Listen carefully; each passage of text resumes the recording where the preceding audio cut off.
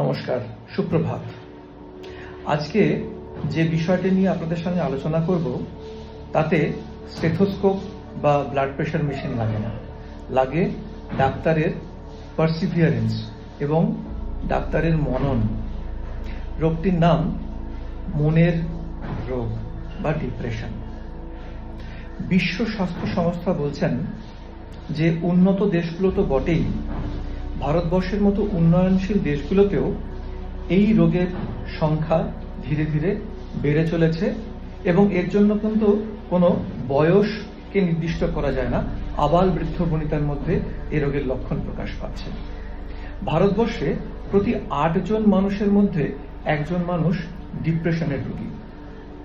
মূল কারণ কিন্তু কাজের স্ট্রেস শুধু নয়, হ্যাঁ কাজের চাপ তো রয়েছে, এছাড়াও আর্থিক অনটন, পরিবারের মধ্যে নানান কোন্দল বা সমস্যা, সম্পর্কের টানাপোড়েন, ভালো ঘুম না হওয়া ইত্যাদি এই সমস্ত রোগের কারণ। তবে আসার কথা এই, কিছু কিছু চিকিৎসা পদ্ধতিতে মনকে যদিও কোনো প্রাধান্য দেওয়া হয় না, কিন্তু হোমিওপ্যাথির মাধ্যমে এই মনের রোগের কিন্তু খুব স্পেসিফিক এবং খুব সুনির্দিষ্ট চিকিৎসার জায়গা রয়েছে। এই রোগের লক্ষণগুলো কিরকম না, প্রচন্ড কাজের প্রতি অনীহা তৈরি হচ্ছে, ধীরে ধীরে হতাশা, কিছু ভালো লাগছে না, বিশেষত সকালবেলা ঘুম থেকে উঠে এই হতাশার পরিমাণটা বেড়ে যায়।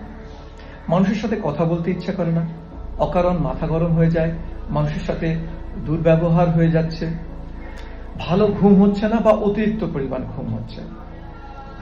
কাজে অনীহার সাথে সাথে কিছু নন স্পেসিফিক সিমটম নিয়ে ডাক্তারবাবুর পেশেন্টরা আমাদের কাছে আসেন। বলেন, ডাক্তারবাবু আমার না মাথাটা ব্যথা করছে, আমার না কানের ভেতরটা কিরকম কিরকম করছে, পেটটা কিরকম গুড়গুড় গুড়গুড় করছে। এই সমস্ত সমস্যা নিয়ে যখন আপনি মডার্ন মেডিসিনে যাবেন, কতগুলো পরীক্ষা নিরীক্ষার মাধ্যমে আপনাকে সাদা কালো অক্ষরে দেখিয়ে দেবে যে আখেরে কিন্তু আপনার কোনো রোগ হয়নি, আপনি চলে আসবেন, কিন্তু রোগটা থেকেই গেল।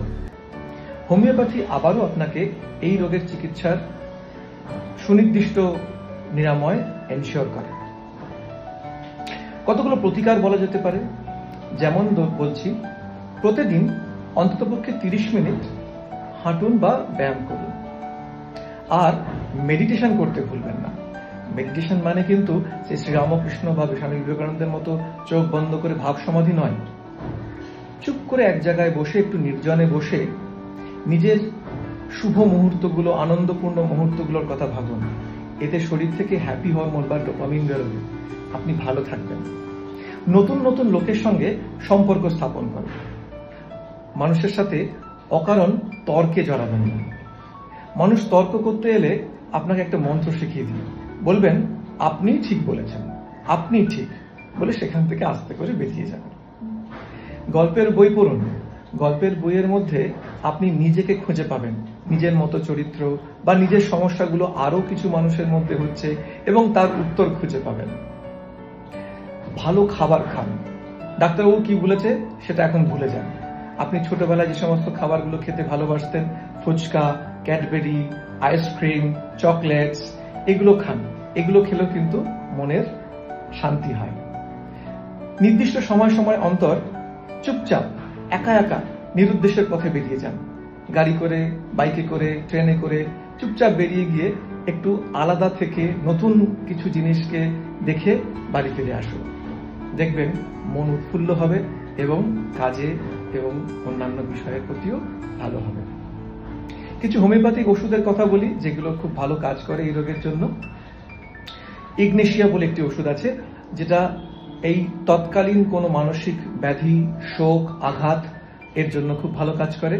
ন্যাট্রামিউর যে ওষুধটি রয়েছে সেটি ধরুন কোনো ডিপ গ্রিফ, পুরোনো দিনের দুঃখ, কষ্ট, মানসিক বা সম্পর্কের টানাপোড়েন, অবদমিত ইচ্ছা বা কোনো রকম আবেগ, সেগুলো চেপে থাকা দীর্ঘদিনের ফলে তার থেকে যে বিকার তৈরি হয় মনের, তার জন্য ন্যাট্রামিউর ভালো কাজ করে। এছাড়াও নাক্স ভূমিকা, অ্যানাকার্ডিয়াম, অরাম মেটালিকাম ইত্যাদি ওষুধগুলো এই ধরনের রোগের জন্য খুব ভালো কাজ করে। তবে আবারও বলছি, ডাক্তার না দেখিয়ে অভিজ্ঞ এবং লেখাপড়া জানা শিক্ষক চিকিৎসক ছাড়া কিন্তু ওষুধপত্র খাবেন না। সুস্থ থাকুন, মনের যত্ন নিন।